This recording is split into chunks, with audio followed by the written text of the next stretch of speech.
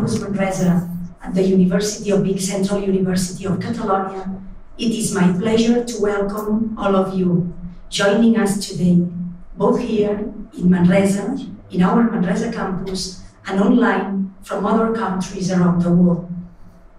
This event, dedicated to the topic of genomics and nursing, is born out of the collaboration between our nursing department and several international universities within the Genomic Nursing Competence Network as part of the Project COAST, European Cooperation in Science and Technology.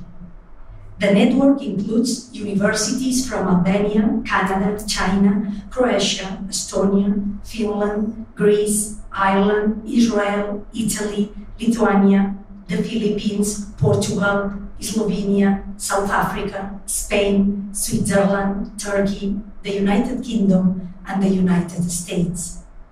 I would like to start by thanking Professors Daniel Garcia and Cristina Garcia, members of this group, for their hard work and enthusiasm in making this event possible.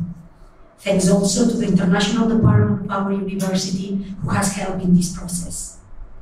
I would also like to thank each of our speakers for taking part today and over the next couple of days for sharing your time and your insights with all our university community.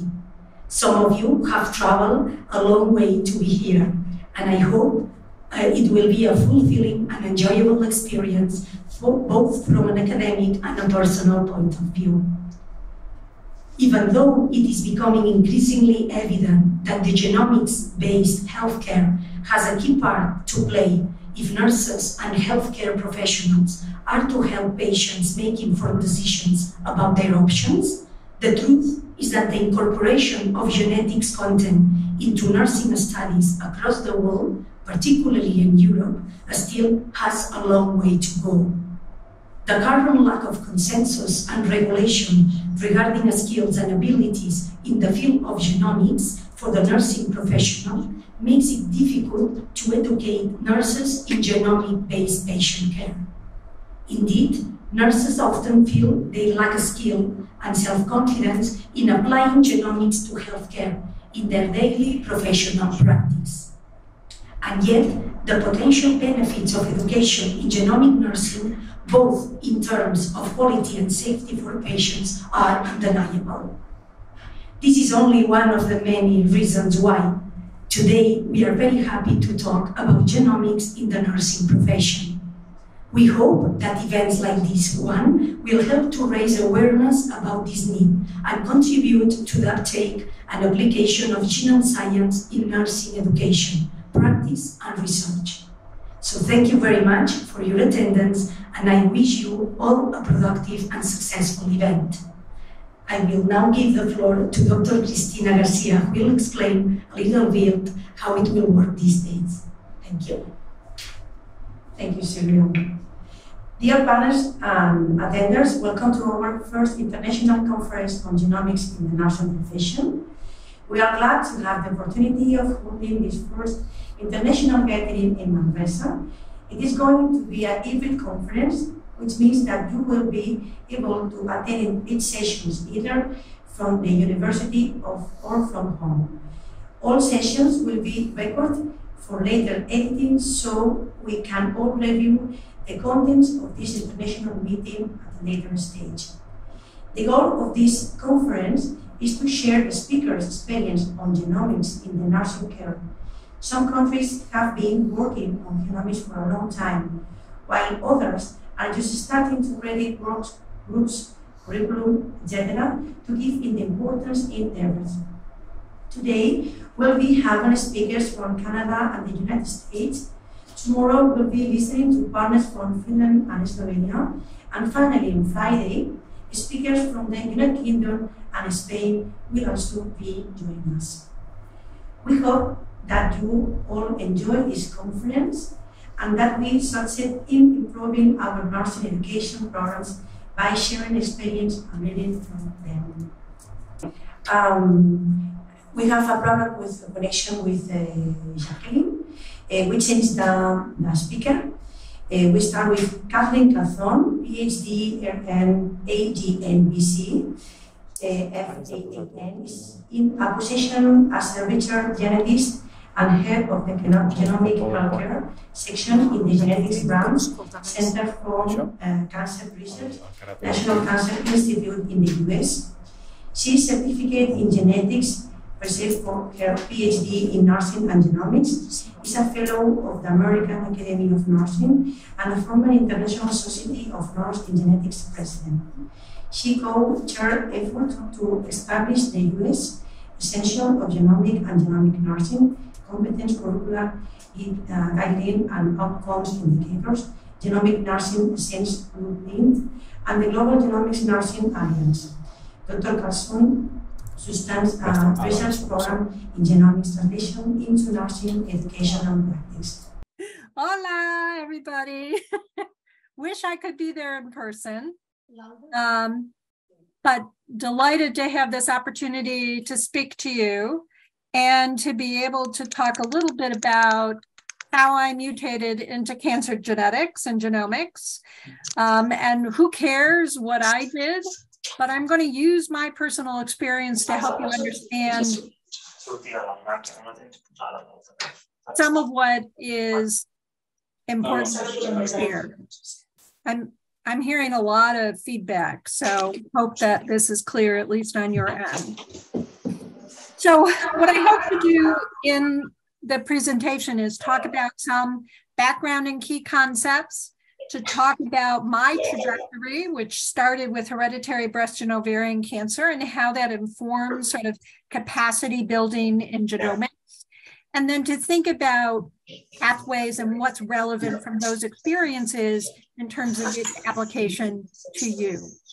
And I'm sorry if you're hearing a lot of feedback. I don't know how to fix that. So in terms of definitions, I wanted to start with making sure that we're all on the same page, what's the difference between genetics and genomics, and the terminology that I'll use throughout my talk and that you'll probably hear throughout, this entire program. Genetics is the study of single genes and their impact largely on relatively rare single gene disorders. But genomics is an organism's complete DNA, and that's all of its genes. And we began work in the area of genetics really at the single gene level, and we're way past that now. Most of it is genomics. Even at the level of testing, it's rare that we are just looking at one single gene. And in the capacity of genomics and the consideration of this genomic era, we have to think about who the patient is.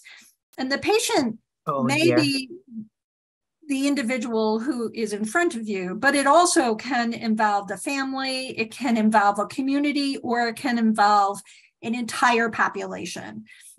This can be somebody who is healthy or has a health condition that you're seeing that person in regards to treatment. And it can be, just a family member who is thinking that they're at risk for something that's running in their family. And the applications extend across the entire lifespan. Here I put fetus through the end of life and beyond, but actually it can happen even in the preconception period where genomics is playing a role in healthcare decision-making. So my personal experience was I started with a bachelor's degree in nursing. That was my foundational nursing training. And I got absolutely none, zero, zip, zilch, genetics or genomics in that education. I knew nothing except for the fact that I come from a long line of short, fat Italians, and I look just like them. So I thought that was, genetics, if you will. I started as an inpatient oncology nurse and continued in oncology throughout my entire career, even today. I moved to the outpatient area where I gave a lot of chemotherapy, still knew nothing about genetics. I became an assistant head nurse, and then I became an oncology clinical research nurse, doing clinical trials, and I became certified in oncology nursing. But in that experience, as I moved into the outpatient arena and into the research arena, I was functioning as a clinical research nurse in oncology. And so when you're talking about that in a breast oncology program, which is where I was working, you're doing risk assessments. You're assessing individuals' risks for breast cancer based on things like, family history, and making shared decisions and facilitating shared decisions about what to do about that risk. And I also coordinated therapeutic breast cancer clinical trials where we were looking at different ways to treat breast cancer. And many of those women who were being treated for this disease had an interest in understanding what did this mean to their children, what did it mean to their family members, and wanting additional information. So this is a trajectory on, hereditary breast and ovarian genes and other sort of relevant findings. And it goes all the way back into the 1800s where Dr. Broca had described breast cancer running in families. So it isn't something that was new. And there had been genetic discoveries like the two-hit hypothesis by Al Knudsen and colleagues, and what was a well-described syndrome called Li-Fraumeni syndrome of many different cancers, of which breast was one of them, but it was extremely rare. And I had heard about DNA sequencing, but I knew nothing about it, absolutely nothing, as did almost all of the people that I worked with in the nursing arena. In the clinical research role, I had a variety of different kinds of roles, from being a direct care provider to coordinating the research to doing education to being able to think about what was the relevance of the study and how would we educate people, and working very closely with our regulatory groups. Like in Europe, you would think of it as an ethics committee. We call them an institutional review board, or IRB, for the oversight of these studies. And then in 1990, there was a very interesting discovery. And that interesting discovery was one by Mary Claire King and colleagues. Mary Claire King is a geneticist who had been studying different diseases, including breast cancer, for many years, and had been essentially what you would call a gene hunter. And she identified a region on the long arm of chromosome 17 that was associated with an inherited predisposition to breast cancer. So this was not the gene itself, but it was a region on a chromosome that linked to breast cancer. And she called what would ultimately be the name of that gene BRCA1 for the first breast cancer susceptibility gene. Well, as a breast cancer clinical research nurse working with the lead breast oncologist, of course, there was a huge interest because we had the ability to study all of these kinds of families, and we had an accumulation of many different families that saw us for either clinical care or risk-associated care based on family history. And the kind of analysis that was being done at that time was linkage analysis. That's what Mary Claire King and her colleagues in her lab did, where you're actually taking little DNA markers and you're looking at chromosomes and you're sort of mapping them and seeing whether they correlate with disease. And so that gives you an idea of the kinds of studies that we were beginning to think about on our end with the investigators that I worked with. And to be honest, I was kind of naive. I thought, oh yeah, well, this will be fun. But it was different. It was a new study. It wasn't a standard treatment trial or a new way of imaging or something like this. We were enrolling families, not just individuals. And when you start to enroll families, it opens up this issue of, ethical considerations, right? What if other family members don't want to participate. I know that means we need to create pedigrees. And I was like, well, what in the world is a pedigree? And I was pretty sure it had nothing to do with dogs, right? And we would be collecting information on people who were deceased in the family in the form of tissue blocks so that we could try to recreate the genetics of that individual. I'm responsible as a research nurse for helping to craft the consent. But this was a very different consent, and there was a lot of basic science that I didn't understand. So how was I going to both craft a consent form in a way that people could understand, and how was I, as the person who would be consenting people, going to explain it to patients if I didn't understand it? I found the language confusing. It involved different skills. I needed more knowledge. It was a completely different team. I was used to working with oncologists and the oncology fellows. And here we had a clinical geneticist and a genetic counselor and PhD level scientists and epidemiologists and international collaborators. Because if you're looking for a gene, you're not doing that by yourself. You need to play with everybody in your sandbox. And there would be different kinds of databases to be considered. So I set out to learn genetics.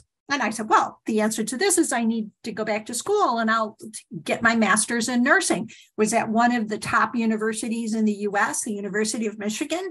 So that's where I applied. That's where I was working. And I got into that program and there was no genetics. There were no electives in genetics. In fact, they frowned upon me trying to do this on my own. And there was no faculty who understood this at all. And that was disturbing to me because I knew more than them. About partway through this study, for many reasons, the research team made a determination to move to the University of Pennsylvania. And at that point, I was totally in the game, right? I wanted to learn genetics. I was invested in the study. I was learning lots of fun stuff. And so I moved. And I thought, well, this is good because I'm going to move to the only university that ranked higher than the University of Michigan, which was the University of Pennsylvania. And I'll get my master's there and they'll teach me genetics. Yeah, well, that didn't happen. They were in the same place as Michigan. And in fact, I would argue that these many, many years later, and I won't tell you how many, we're in the same place. I did get my master's. I did not learn genetics that way. And I learned genetics by on-the-job training, by reading, of which I understood nothing in the beginning, because there's a different language, and I had to learn that language. I audited different basic science courses, and I worked with the people in our laboratory to help me understand what they were doing. The person whose picture I have on the right is Dr. Fergus Couch. Fergus was a fellow at the time in the lab, and he moved with us to Pennsylvania. And what was interesting was that Fergus really understood all of the genetics. He didn't understand the clinical application at all. He wanted to learn about the patients and the family as much as I wanted to learn about the genetics. And that's still true today. And it's an important lesson because what is relevant here is that if you are teaching genetics and you're relying on faculty from other disciplines to teach to your nursing students or to your nursing colleagues in a continuing education environment, you need to help them understand the clinical relevance, because otherwise, in the absence of the clinical relevance, it's going to fly over their head. And I did a lot of different work to get up to speed.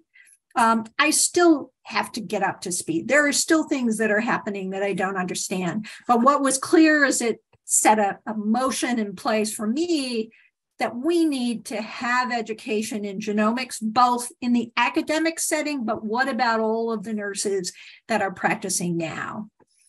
And in this environment in which I was learning, we had a genetic emergency. And we've published this, so I feel confident sharing this pedigree because we had permission to do that. And this is a family that was participating in our study where they were participating in the linkage. We had not yet identified the exact location of that gene where we could look for variants in that gene. And this individual in the arrow with the number 15-32 was an individual in that family who had been a participant from the get-go and had been followed in our clinic and had come in for her checkup and said, I have been considering bilateral prophylactic mastectomies, and I've decided to go ahead and my surgery is scheduled for X date. But, on the research side, we said in our consent that we would never tell anybody results, but we knew that she didn't have the markers associated with the area on chromosome 17 where this gene was. So she didn't have it. And how in good conscience could you allow someone to proceed with a life-changing surgery when you knew she didn't have it? And so that even helped me to even think more about some of the ethical, legal, and social implications. They were the first family that we gave information to. We had to deal with the regulatory environment, but we felt that we had a need to provide that information. And if we provided it to her, we needed to provide it to everybody in the family. And if we provided it to that family, we needed to provide it to other families. And of course, the issues that were being discussed were reproductive, testing in children. Would there be risk to insurability? And these are all considerations that continue to exist with us today of things that we need to consider when using genomics. It was shortly thereafter that BRCA1 was isolated, and that meant we could actually do direct testing on the gene and look for variants. And a year later, BRCA2 was identified, and many other genes since then that contribute to this era of genomics when it comes to breast cancer, but many other kinds of health conditions. It was in this interval that I discovered the International Society of Nurses and Genetics, and I included the website that they have. This is an organization of people from the international community who have an expertise in genetics and genomics, or studying genetics and genomics from a nursing perspective. And that certainly made a huge influence on me because it provided me with a foundation to accelerate my interest and to meet people from around the world who had similar interests and were doing different kinds of things. And one of the things that happened was that I had the opportunity to meet Dr. Jeannie Jenkins, who was at the National Institutes of Health, who shared with me the landmark work done in the United Kingdom on setting a competence-based framework for nurses, midwives, and health visitors for the UK. And that work really propelled me into this long conversation with Jeannie that resulted in her convincing me to come to the NIH where we could work on something similar for the US here, and I could do my own research. So I'm the Goldilocks who can't decide where she's going to live. The research agenda that we set out together to do was one surrounding establishing something similar with minimum genomic nursing competencies, because what was clear in the academic and in the clinical continuing education environment is what exactly is it that you need to teach to, and how in depth do you need to get, and how do you assess this? And so we set out to develop an instrument that would help us to understand knowledge, skills, attitudes, and actual usage of genomics that we've refined over many years and validated that instrument. And just so you know, the GGMPS, the Genetic and Genomic Nursing Practice Survey, is open access. So you can request it from me and use it and revise it for local context. And we did that because why should everybody recreate the wheel, use what's already been done? We conducted a variety of studies to find, no surprise, that people don't have capacity, they're afraid of it, that the faculty don't understand it. We developed a variety of different sort of resources to try to create a platform so that people could become more competent in genomics. And we set up even online interactive case studies where people could see a patient talking about genomics without actually having to go to the clinic. I mean, how do we get these clinical experiences except through some of these simulations? We set up a repository, and then when we felt we had enough going on, we applied for funding and conducted the MINC study, which was a method for integrating a new competency, in this case, genomics, at 21 magnet hospitals in the US, and then 2 control hospitals. We had over 25,000 nurses in that study with a year-long intervention to try to accelerate genomic capacity in that environment. We had the competencies in place to be able to do that work. It provided the foundation to be able to create that kind of a major study to be able to facilitate this kind of education. But what was an important finding from that study was the fact that it took a lot just for even the leadership to get up to speed. We also had the opportunity to work with international collaborators, including Dr. Maggie Kirk and Dr. Emma Tonkin at the University of Glamorgan in Wales, who were involved in the national effort in the United Kingdom. And if you look around the room, if you're there in person, you might stumble across Dr. Tonkin. And so I hope you take the opportunity to speak with her.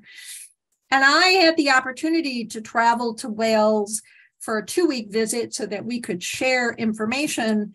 And that's what stimulated the whole conversation, which was probably pretty much within seconds of me getting off the plane, which is an exaggeration of why don't you have your PhD when I'm interested in research. And that spearheaded me to pursue getting my PhD with people I thought actually could teach me something that it was clear in the US people were not going to be able to do, and allow me to pursue what I was interested in.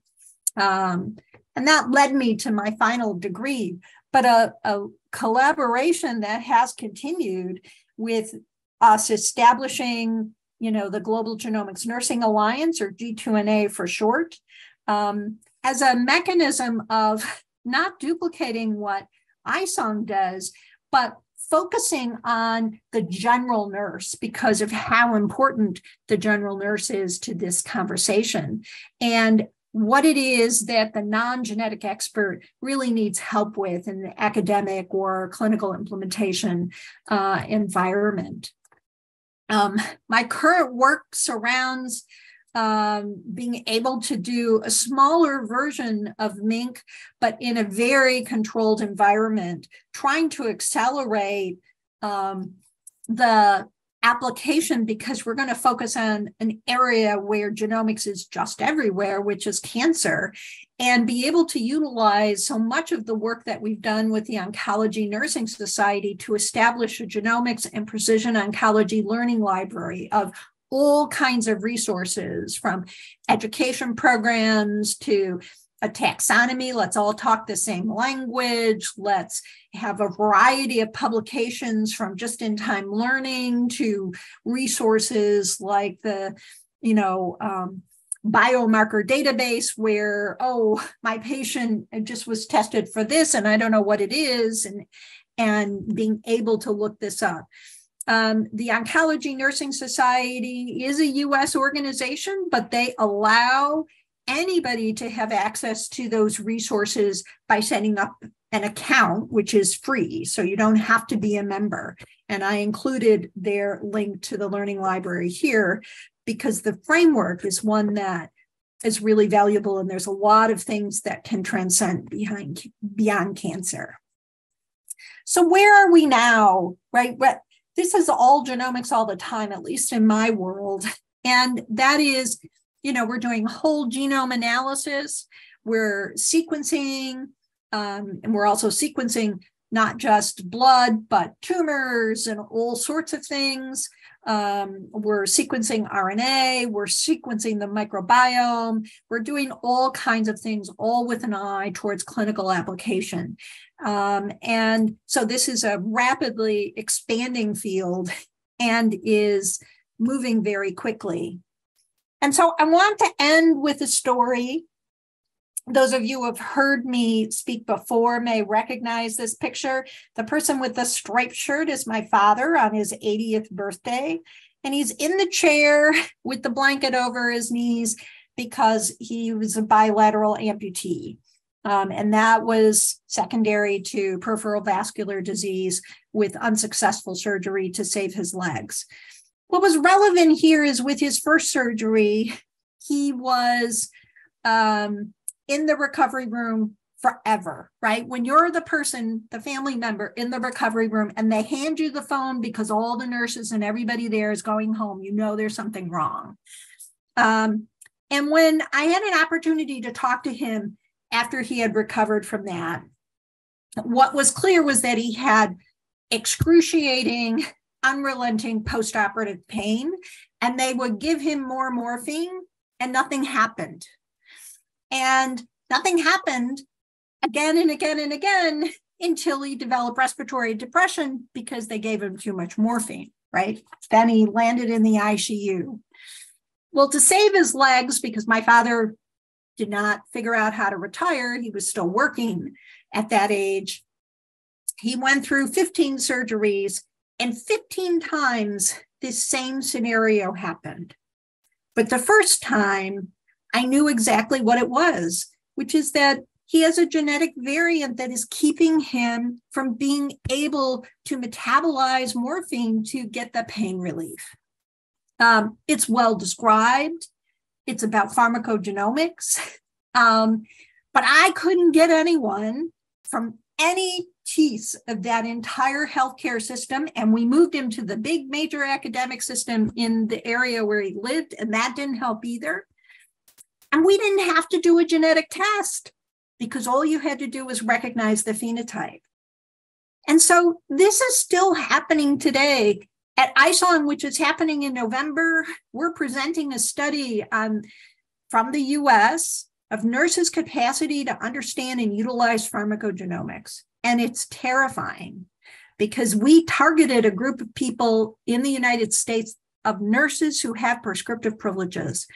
And they don't even know what test to order, let alone what to do with it. So there's a lot of work to be done.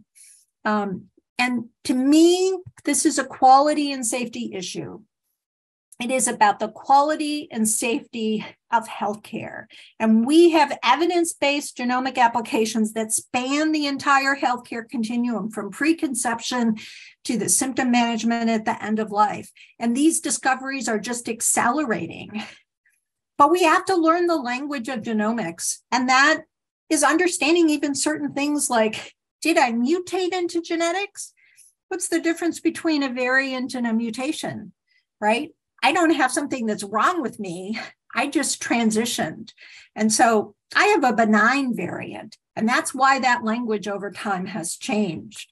And when you're teaching genomics, we need to think about nursing. And we need to think about making it clinically relevant.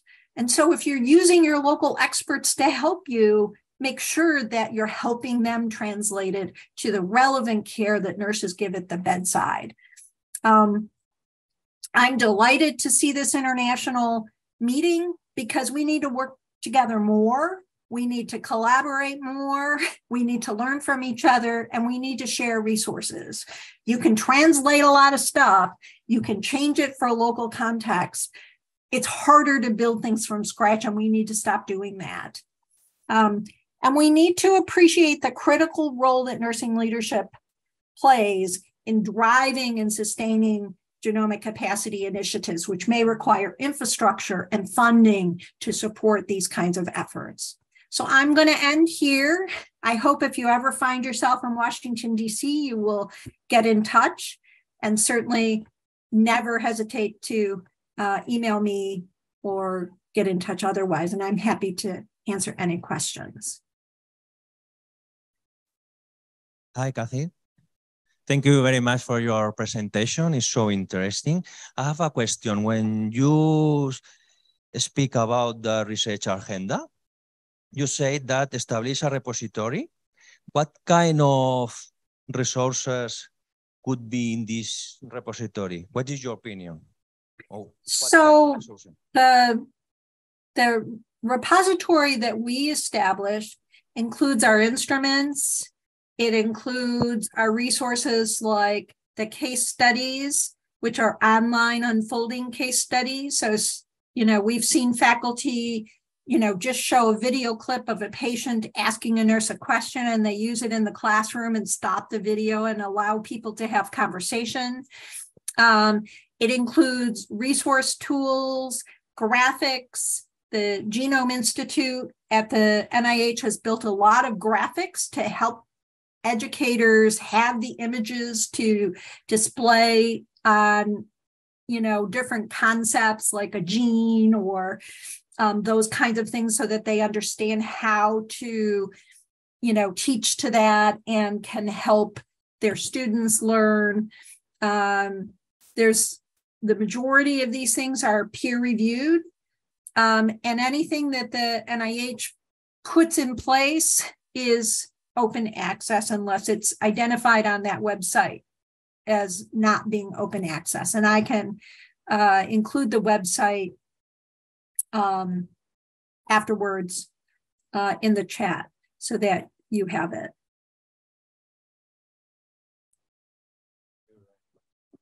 Thank you very much. Is there any more questions, or anyone would like to say anything?